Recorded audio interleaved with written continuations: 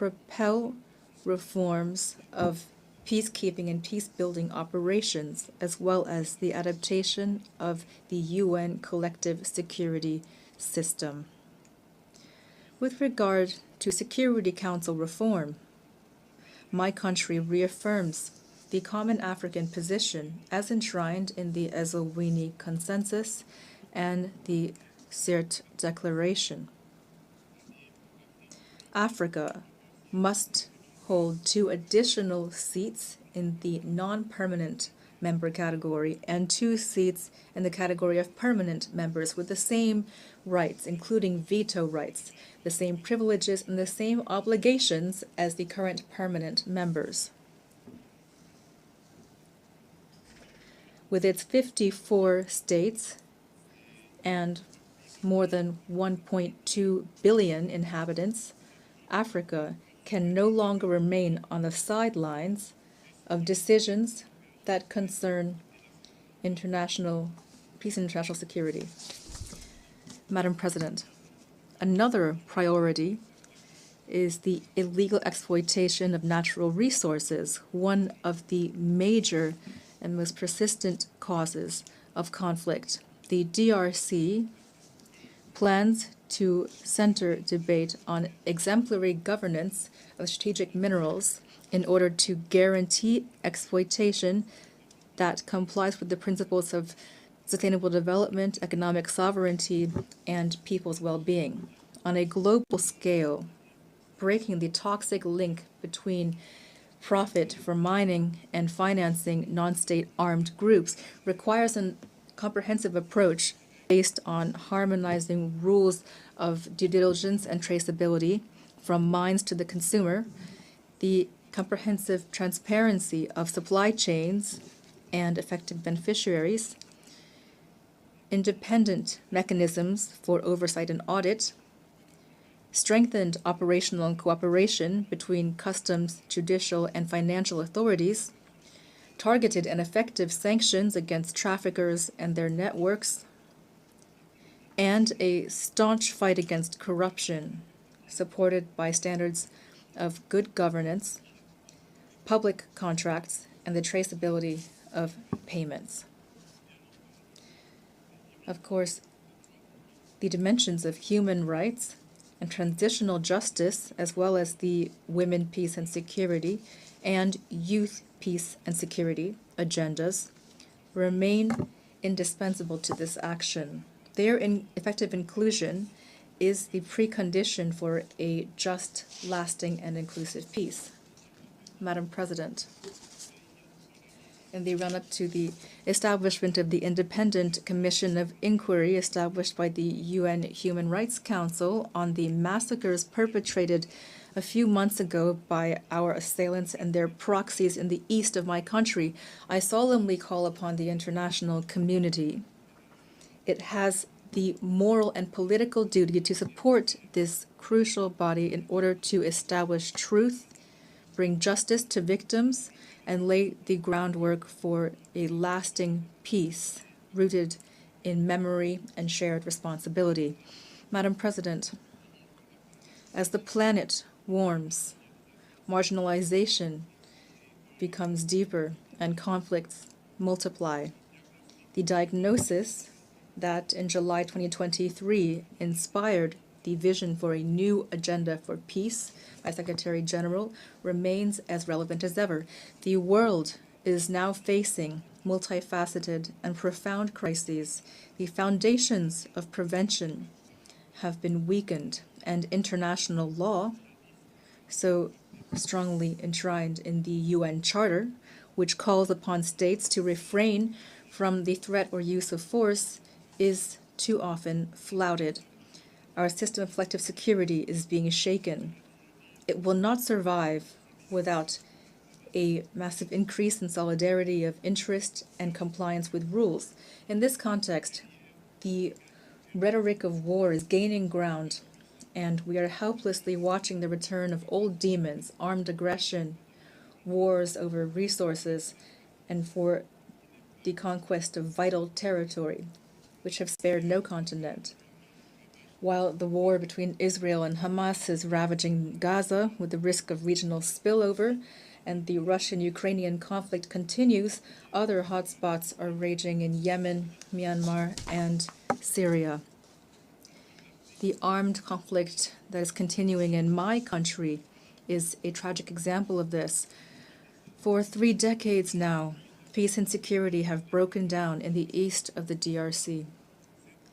This war has transformed into a predatory enterprise. It has long since transcended merely military or geopolitical dimensions. It aims to pillage our resources, erase our collective memory, and destroy our communities. Its consequences are catastrophic: millions of deaths, decimated families, almost 7 million IDPs, women and children who've been targeted, villages razed to the ground, generations sacrificed. In several regions of the East, we see all the indicators of an attempt at extermination. The UN itself, through the mapping report, has documented the scale of these atrocities. This is not just a conflict. It is a silent genocide that the Congolese people have been suffering for more than 30 years.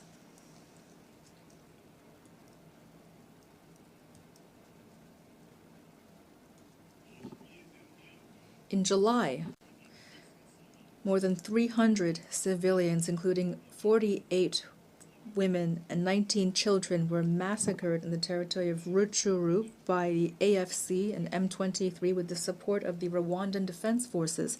These crimes are not isolated incidents. They are part of a gruesome whole. I thank the United States for taking the initiative last month of convoking an extraordinary session of the Security Council to examine these massacres, which were documented by Human Rights Watch. To end this conflict, the Security Council, in Resolution 2773 of February 21st, 2025, called for the withdrawal of M23 from the cities of Goma and Bukavu and from all the areas under its control, as well as for the dismantling of the parallel administrations established in violation of the sovereignty of the DRC, as well as an end to all assistance, direct or indirect, to M23. Here I commend the leadership of President Donald Trump, who paved the way for a dialogue that led to the signing on June 27, 2025 in Washington of a peace agreement between the DRC and Rwanda. This agreement explicitly requires that Kigali carries out a complete and verifiable withdrawal of its troops and lifts so-called defensive measures. It also calls for the disengagement, disarmament, and conditional integration of non-state armed groups within the armed forces of the DRC and the Congolese National Police, the establishment of a joint mechanism of security coordination, as well as a provision guaranteeing respect for territorial integrity and a cessation of hostilities. The withdrawal of Rwandan troops, the end of their support to M23, and the restoration of the authority of the Congolese state over all the occupied areas are non-negotiable conditions for a real peace. I call upon the United Nations to ensure the strict enforcement of this agreement, which is now critical to the implementation of the aforementioned resolution. Until these decisions are carried out, the blood of innocents will continue to flow. In the same vein, the DRC and the AFC M23 signed on July 19, 2025, in Doha, a declaration of principles that commits the parties to strive together toward a peaceful solution. I would like to thank His Highness the Emir of Qatar, Sheikh Tamim bin Hamad Al Thani, for his dedication and commitment to peace in the DRC and in the Great Lakes region. Lastly, I express my deep appreciation for the coordination provided by His Excellency for Eso Zimna Nyasimbe, President of the Council of Ministers of Togo as part of the Lomé process. This dynamic emerges from the convergence of the efforts of the Luanda process, which have been constantly led by His Excellency João Manuel Gonçalves Lourenço, President of the Republic of Angola and acting President of the African Union, current President of the African Union, as well as the Nairobi process facilitated by His Excellency Uhuru Muigai Kenyatta, former President of the Republic of Kenya. Together, these initiatives have laid the groundwork for a unified mechanism of regional facilitation. This momentum is something we hope to maintain to preserve continental cohesion, strengthen coordination between African initiatives, and establish a harmonized framework for action in order to restore lasting peace to the east of the DRC.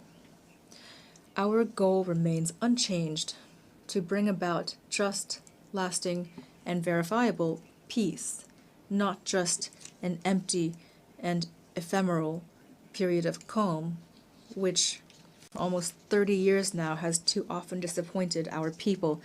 We expect that the international community to stand on the side of right with constancy and courage. That is how truth will win out over impunity, and that peace will become possible. Madam President, the diplomatic process being carried out with all parties to the conflict is in no way incompatible with justice and reparations. If the world still hesitates to put a name to our pain, well, we will not wait. We are the main witnesses of it. We will be those who bring about justice. But we need your solidarity, your support, as well as complete compliance with international law.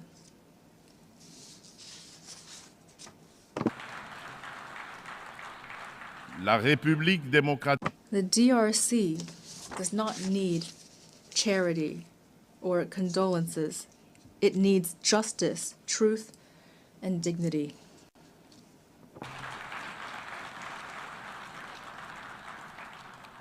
Notre pays. Our country is doing its part. We've signed peace agreements, agreed to dialogue, made commitments toward reconciliation. But a false peace based on impunity and forgetting is only a precarious truce. History will not judge our speeches, but our ability to recognize mass crimes, including genocide, and to end impunity. Madame la Présidente. Madam President, the DRC is a country full of life, natural wealth, and human resilience.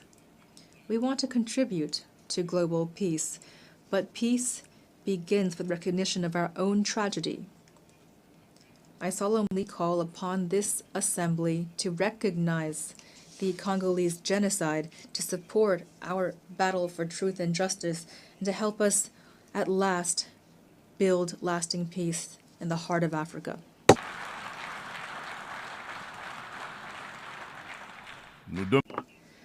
We call upon the UN to establish a regime of targeted sanctions against perpetrators of economic crimes as well as war crimes, crimes against humanity, and crimes of genocide that have been committed in the east of my country. We call upon the UN to support all actions that aim to curb illicit supply chains in minerals, which for decades now have been financing war and human tragedy.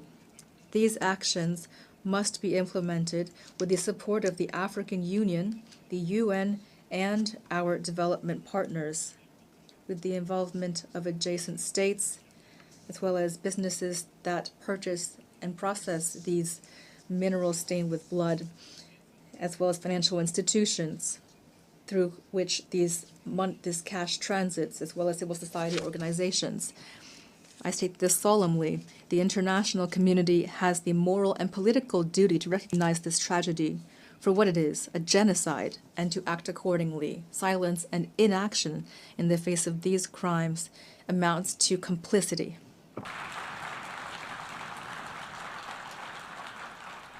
nous demandons We call for the immediate establishment of an international commission of inquiry that is independent and sufficiently funded to establish truth, bring justice to victims, and break the cycle of impunity that has been fueling this tragedy for decades. Madam President, terrorism remains a serious threat to peace and international security. No region of the world has been spared. After Asia, Western Europe, and North America, this scourge has become rooted in Africa and is destabilizing several sub-regions. Al-Qaeda in the Islamic Maghreb, although eroded by international action, maintains some capacity in gray zones and is spreading its influence. Boko Haram in the north of Nigeria and Al-Shabaab in Somalia maintain significant territorial control. In Central Africa, after the devastation caused by the Lord's Resistance Army, or LRA, led by Joseph Kony, the northeast of the DRC is suffering under the Allied Democratic Forces, a Ugandan terrorist group that has sworn allegiance to the Islamic State. These extremist groups have left behind them in their wake a devastating toll of loss of human life and continue to threaten regional stability.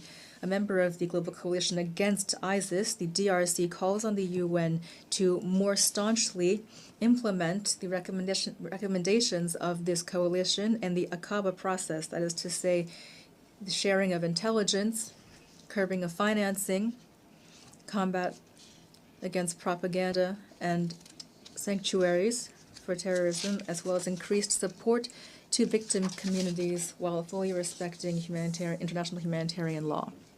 Madam President, as we face a climate crisis, the Paris Agreement remains a crucial legal framework for the accountability of states when it comes to emissions and adaptation to limit warming to 1.5 degrees Celsius. Thus, the DRC has adopted its National Adaptation Plan 2022-2026.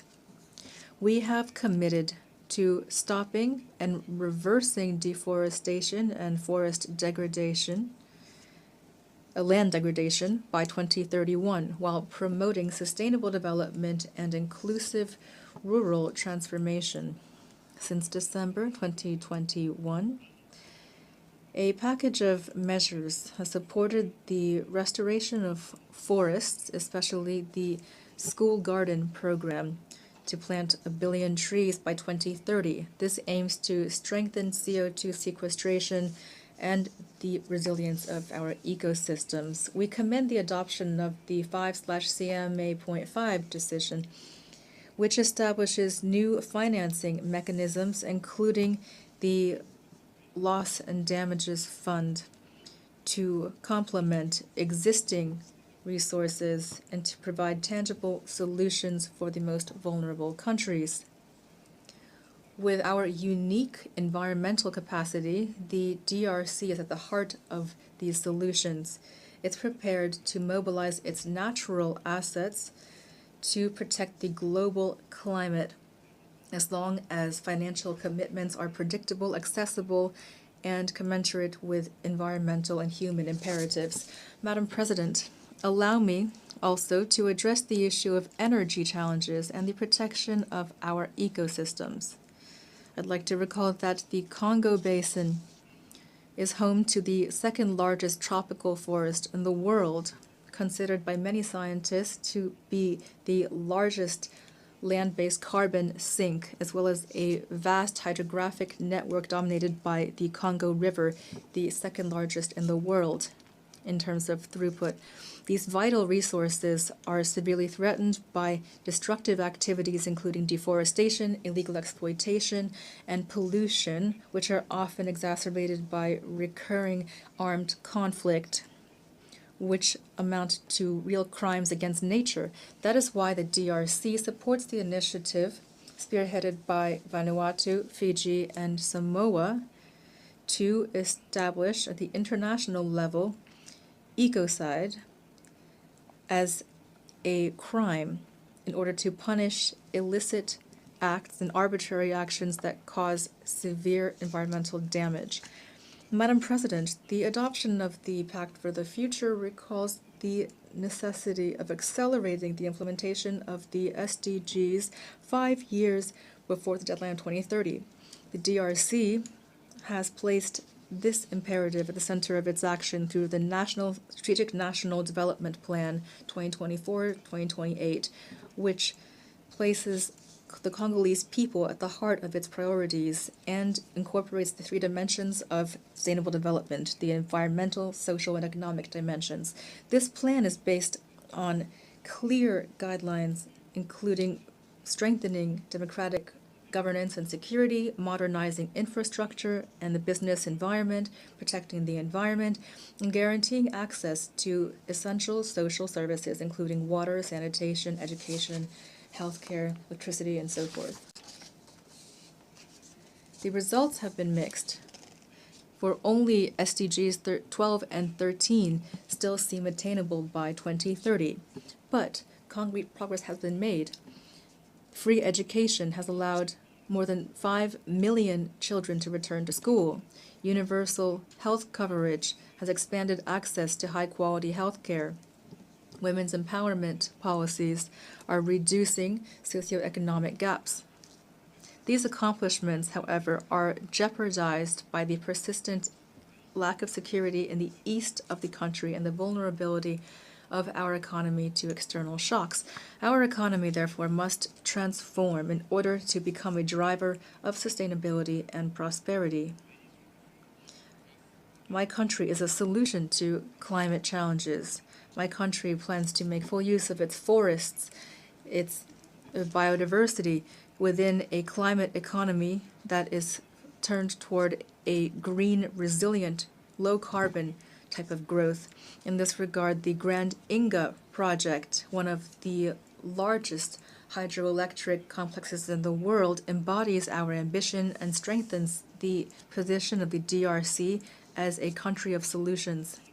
It provides clean, competitive energy to provide electricity to our territory, to decarbonize our industries, to support regional energy integration, and to pave the way for new applications, including green hydrogen. This trajectory is based on developing integrated carbon markets, attracting responsible investment, and creating decent jobs and sustainable livelihoods for our communities. However, there remains one major obstacle: financial constraints. The growing burden of African public debt combined with illicit financial flows is reducing our room for maneuver. The additional needs for achieving the SDGs in Africa have been estimated at $1.6 trillion. At the same time, illicit capital flight is undermining our currency and our macroeconomic stability. Hence the need for urgent reform of the international financial architecture in order to guarantee that developing countries have fair and predictable access to concessional financing that is aligned with their national trajectories, including through a better channeling of special drawing rights, capitalization of multilateral development banks, as well as counter-cyclical cash flows and a strengthened fight against illicit flows.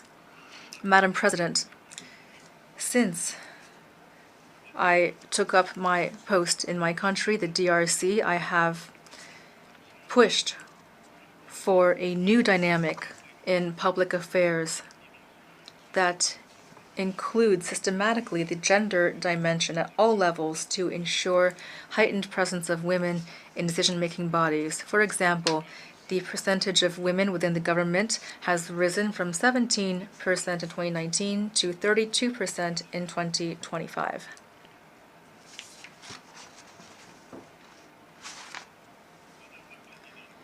Madam President, as part of a strategic and multi-sectoral approach, that aims to mobilize the youth for national progress. My government has adopted a national youth policy. This demonstrates the commitment of our state to ensure full participation of young people in the life of our nation, and that to make sure it is a priority, a cross-cutting priority associated with clear and measurable goals. Madam President, the DRC aspires toward peace, justice, and development. It is ready to take action alongside all of you for a UN that is stronger, more inclusive, and more just. With all of its human, natural, and strategic assets, my country plans to use them to build a better future for future generations and for our common house, that is planet Earth. God bless humanity. May God bless us with the grace of a real lasting peace between all of the world's nations. Thank you. On behalf of the Assembly, I wish to thank the President of the Democratic